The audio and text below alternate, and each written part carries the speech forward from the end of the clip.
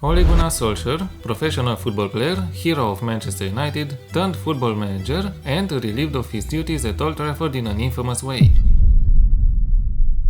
It might seem like the summary of a movie, but in fact, this is Ole Gunnar Solskjaer's career summarized.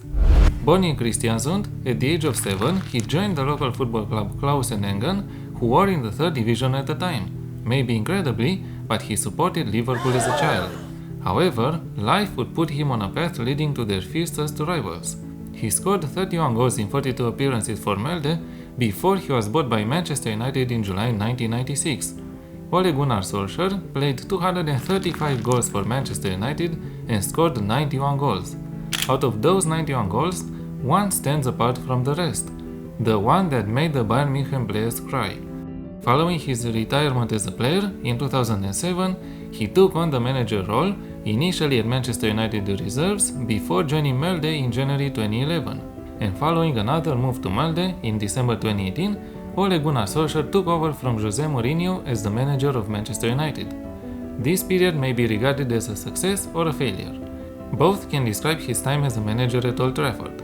However, in my opinion, Ole Gunnar Solskjaer has helped stabilizing the club, creating the base on which other managers like Ralf Rangnick or Erik ten Hag stepped on.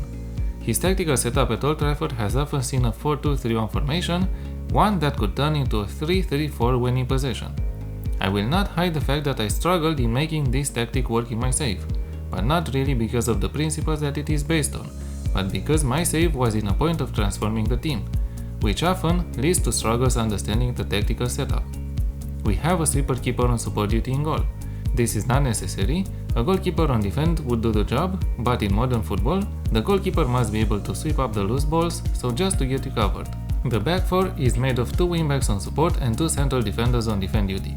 The wingbacks go up gradually when the team is in possession, helping each area of the pitch to progress the ball. Cross less often as player instruction for both. The 2 defensive midfielders are a defensive midfielder on defend duty and a deep line playmaker on support. The defensive midfielder is important as he is tasked with screening the defense, while the playmaker is the engine of the tactic, being the focal point of the team, springing passes for the attackers.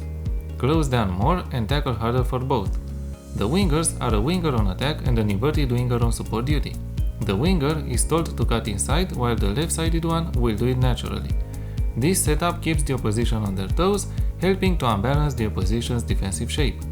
The attacking midfielder is an advanced playmaker, while the striker is a deep line forward on attack duty.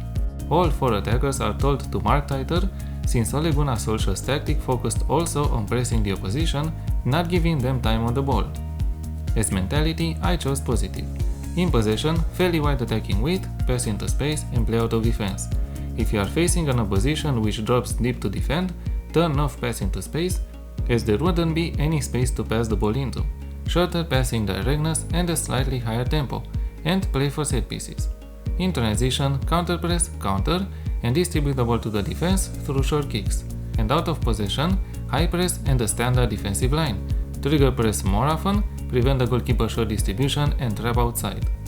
I remember seeing Ole Gunnar Solskjaer's Manchester United aggressively trying to recover the ball once it was lost. But if that did not happen quickly, they would settle in the defensive positions, compacting the shape and forcing the opposition to make a mistake in their build-up.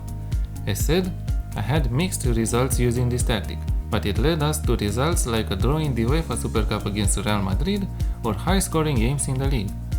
Even researching this video, I had again the feeling that Ole Gunnar Solskjaer deserved more throughout his managerial career so far, and I hope that he will find success one day.